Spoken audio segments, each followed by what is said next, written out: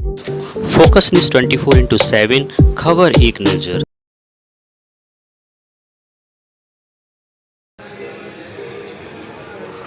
पूरे में भ्रमण करते रहिए, आप उनसे टकराएंगे जरूर। जो शिविर में होते हैं आपको क्या लगता है कि नेचुरल साथी आपको शिविर में मिलेंगे या घूमते टहलते किसी भी कोने से मिलेंगे और अचानक से गायब हो जाएंगे? ये देखिए, आप जब भ्रमण करते रहेंगे ना, जब आप अपने कंफर्ट जोन से निकलेंगे, ऐसे श्रद्धालुओं की तरह आप रोड पे धूल मिट्टी खा रहे होंगे, अगर आप सच्चे भाव से उनकी तलाश कर रहे होंगे ना, वो आपको ऐसे ही चलते हुए टकराएंगे। तो किसी छोटी सी कुटिया में, किसी छोटे से आश्रम में, वहाँ पे वो मिलेंगे। बड़े बड़े जो होते हैं वो भी सिद्ध पुरुष होते हैं, लेकिन जिनको आप ढूंढने निकले हैं, पहली चीज तो आप किसको ढूंढने निकले हैं, जिनको आप ढूंढने निकले हैं वो उसी तरह आपको मिलेंगे। आगे एक साध्वी का टैग दे दिया, लेकिन उसके साथ ही साध्वी का टैग ऐसे हर किसी को दे देना कोई उचित नहीं है, क्योंकि हर उसके लायक नहीं होता, उस पद के लायक नहीं होता कि आप सिर्फ उसके कपड़ों को देख के, उसके माथे पे तिलक को देख के आप ये जज कर लो कि वो साध्वी ही होगा। ऐसे तो फिर कोई भी आके यही सब धारण कर गया और आप उसे साधु या साध्वी माँ की कृपा से और माँ गंगा की कृपा से मुझे देश में अलग पहचान मिली है जो अध्यात्म से जुड़ी हुई है, क्योंकि ये तो मैं काफ़ी बार क्लियर कर चुकी हूँ कि मैं कोई साध्वी नहीं हूँ। महादेव की कृपा बरस रही थी, सब अच्छा जा रहा था। एकदम से मुझे लगता है जाने अनजाने शायद मेरे हाथों कुछ ऐसा हो गया या मुझसे कुछ ऐसा हो गया जो कुछ महान संतों को बुरा लग गया, लेकिन कोई बात नहीं, जो भी होता है अच्छे के लिए होता है। हमेशा यही बोलते हैं कि ज़िंदगी में ना हमेशा दुख रहता है ना हमेशा खुशी रहती है। मेरी आंखों में आंसू आए, लेकिन यकीन मानिए ये जो चेहरे पे मुस्कान अभी आपको देखने को मिल रही है ना, ये उन आंसुओं की वजह से और ज़्यादा स्ट्रॉन्ग हो गया है। कहते हैं युवाओं को नशे से अलग करके उनका रुख मोड़ के धर्म की तरफ मोड़ने की, जोड़ने की, उन्हें अपनी संस्कृति से जोड़ने की। आपकी जो भी संस्कृति हो, जो भी धर्म हो, हमारे लिए ये ज़रूरी है कि अगर हमारे धर्म का युवा भटक रहा है तो हम उसे अपने धर्म में वापस लाएं, उसे सन्मार्ग में वापस लाएं। और दूसरी तरफ अगर कोई बच्चा आना चाह रहा है तो उसके तरफ पैर खींचे जा रहे हैं, जो मुझे लगा कि थोड़ा सा गलत है। और अगर आप देख रहे हैं कि चलिए मैं जेंडर की बात नहीं करूँगी कि लड़का है लड़की है, लेकिन अगर आप देख रहे हैं कि वो बच्चा अपना सब कुछ पीछे का छोड़ के, जो कि मुझे लगता है इतना बुरा भी नहीं था जैसे दिखाया जा रहा है, लेकिन पीछे का अगर सब छोड़ के और पूरे बुलंद हौसलों के साथ वो अपने घर में वापस आ रहा है, संस्कृति को जानना चाह रहा है, नेट भी चल रहा है। सो अब मुझे ये पता चला है कि ये आ गया है न्यूज़ पे। तो देखिए, मैंने स्टार्टिंग से ही एक बात बोली है कि मैं बेटी हूँ निरंजनी अखाड़े की। निरंजनी अखाड़े की वजह से आज मैं यहाँ पे खड़ी हूँ। मेरी दुर्दैवी बहन की मैं बेटी हूँ, तो रहूँगी तो मैं निरंजनी अखाड़े की, लेकिन उसके साथ साथ मैं यहाँ पे जब आई थी तो मैं यहाँ ये सोच के आई थी कि यहाँ मुझे जितना ज़्यादा मौका मिलेगा मैं उतने आश्रमों में जाऊँगी, अखाड़ों में जाऊँगी, मैं सबसे चर्चा करूँगी, अध्यात्म की ज्ञान की चर्चा करूँगी, और अपने पास में बहुत सारे जितना हो सकता है उतना ज्ञान का भंडार मैं यहाँ से लेके जाऊँगी, क्योंकि वो जो भंडार मेरे पास रहेगा ना, वही मैं दूसरों को दे पाऊँगी। जो गलत कर रहे होंगे उनको वही सही रास्ता मैं दिखा पाऊँगी। तो वो मैं सोच के आई थी कि मैं सारे धर्म गुरुओं से मिलूँगी, मैं जितना हो सकता है साधु संतों से मिलूँगी, तो मैं वही कर रही हूँ। मुझे लगता है कि अगर मैं करण के लिए काम करना चाहती हूँ, उसके साथ जो लव जिहाद जैसे मामले चल रहे हैं उन पे काम करना चाहती हूँ, मैं युवाओं के लिए काम करना चाहती हूँ, ज़्यादा से ज़्यादा युवाओं को जागरूक करके और उनके धर्म में वापसी करना चाहती हूँ। तो यही मेरे उद्देश्य है। मानता है, देखिए उसके लिए हम कुछ नहीं कर सकते। हर इंसान के अपने विचार होते हैं, अपना मस्तिष्क होता है कि वो चीज़ों को किस तरह देख रहा है या सोच रहा है या समझ रहा है। ठीक है, जिसको झूठा लग रहा है। और रही बात कौन होने की, फेमस होने की, तो मुझे लगता है कि जितना मुझे फेमस कर दिया गया है, जितना सोशल मीडिया के थ्रू मुझे पूरे वर्ल्ड में फेमस कर दिया गया है कि आज मैं कहीं भी जा रही हूँ तो लोग मेरा नाम जान रहे हैं, ये तो हर्षा विचारिया है। तो मुझे लगता है कि अगर कोई प्लान करके भी आता है ना, तो भी उसे इस हद तक नहीं मिल सकता है। मैं इसका श्रेय महाकुंभ को पुण्य का तो नहीं पता, लेकिन ये जो आनंद स्वरूप जी है इनको पाप जरूर इस चीज कॉटेज में रह के, इस रूम में रह के ये फील हो रहा है जैसे मैंने कोई बहुत बड़ा गुनाह कर दिया, जबकि मेरी कोई गलती नहीं है, लेकिन फिर भी मुझे इस तरह से टारगेट, जिन्होंने मुझे कुंभ में आने का मौका दिया, जिसकी वजह से सारी चीजें दुखी मन से फूट फूट कर रोई वायरल साध्वी हर्षा रिछारिया। धर्म की बेटी यदि गुरु से दीक्षा लेकर महाकुंभ में स्नान करती तो क्या उचित नहीं है? कृपया कमेंट करके आप सभी बताइए। आपको हम बता देते हैं कि मध्य प्रदेश के भोपाल की रहने वाली हर्षा रिछारिया ने जब एंकरिंग और मॉडलिंग छोड़कर प्रयागराज महाकुंभ में साध्वी रूप धारण किया तो बड़ा विवाद खड़ा हो गया। आज हर्षा के परिवार का बयान सामने आया है और उनके परिवारों ने और भी कई परिवारों ने कई आपत्तियां भी बताई हैं इनके संबंध में। संगम नगर प्रयागराज में 13 जनवरी से 26 फरवरी तक महाकुंभ आयोजन किया जा रहा है। आस्था और अध्यात्म के महापर्व महाकुंभ में भक्ति और साधना के कई रंग देखने को मिल रहे हैं।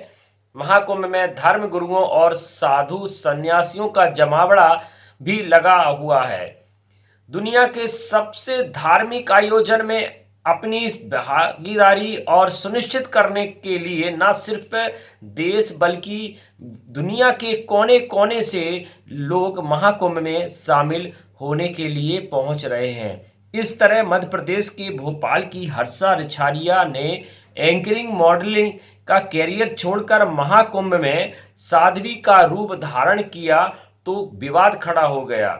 निरंजनी अखाड़े के रथ पर सवार होकर शाही स्नान करने पर कुछ साधु संतों ने उन्हें फटकार भी लगा दी, पाखंडी भी बोल दिया। हालांकि कई महात्माओं ने उनका बचाव भी किया। देश भर में हो रही चर्चाओं से हर्षा का परिवार बेहद चिंतित है। भोपाल के वृंदावन नगर निवासी हर्षा के पिता दिनेश रिछारिया, मां किरण और भाई करण ने सवाल उठाया कि मॉडलिंग का सम्मानजनक कैरियर छोड़कर हर्षा ने 2-3 साल पहले धर्म का मार्ग अपनाया है तो क्या गलत कर दिया? यदि दूसरे देश की महिलाएं महाकुंभ में स्नान करने आती हैं तब भी उनकी वाहवाही करते हैं हम सभी, लेकिन अपने ही देश और धर्म की बेटी यदि गुरु से दीक्षा लेकर महाकुंभ में स्नान करती है तो उसे पाखंडी बताने लगते हैं। यह उचित नहीं है। हर्षा के माता पिता ने कहा कि हमारी बेटी ने कभी झूठ नहीं बोला है। बता दें आपको कि हर्षा का परिवार मूलतः उत्तर प्रदेश के झांसी के मौरानीगंज से है। उनका परिवार पिछले 25 वर्षों से भोपाल में रह रहा है।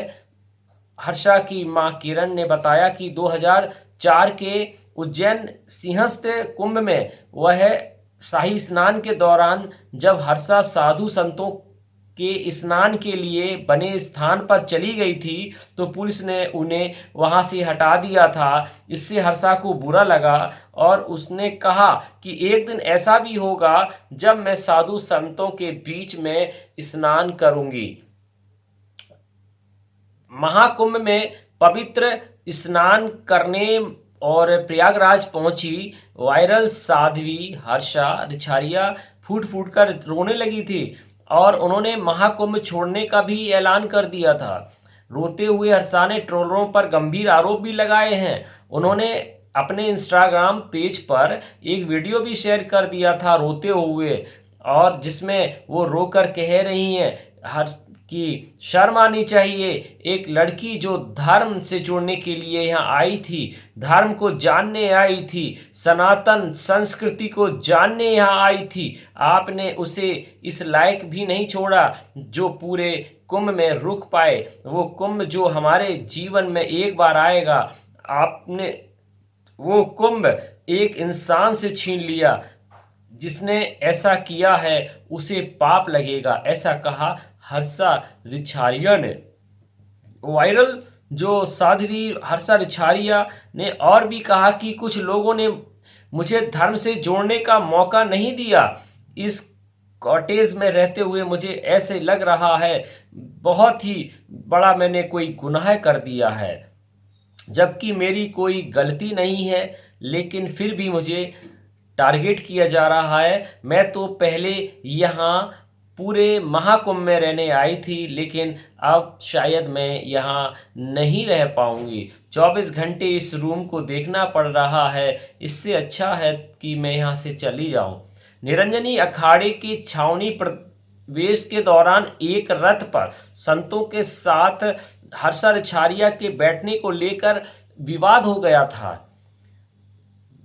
वहां पे काली सेना के प्रमुख स्वामी आनंद स्वरूप जी महाराज ने इस पर आपत्ति जताई थी। उन्होंने फेसबुक के माध्यम से भी लिखा था, महाकुंभ मेले में निरंजनी अखाड़े के छावनी में अखाड़ा परिषद के अध्यक्ष महंत रविंद्रपुरी महाराज से भोजन प्रसाद पर चर्चा की और उन्होंने कहा कि यह कुंभ अखाड़ों को मॉडल दिखाने के लिए आयोजित नहीं है, यह कुंभ जप तप और ज्ञान की गंगा के लिए है, इसलिए इस कुकृत्य पर आप कार्रवाई कीजिएगा।